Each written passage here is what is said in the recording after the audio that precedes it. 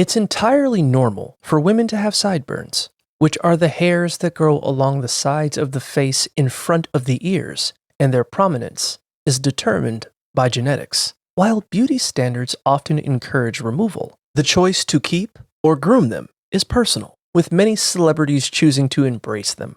For managing sideburns, options range from trimming them with an electric trimmer or scissors, shaving the lower portion to keep them tidy, or using bobby pins or gel to tuck them behind the ears. Additionally, growing out sideburns allows them to blend more naturally with the rest of the hair.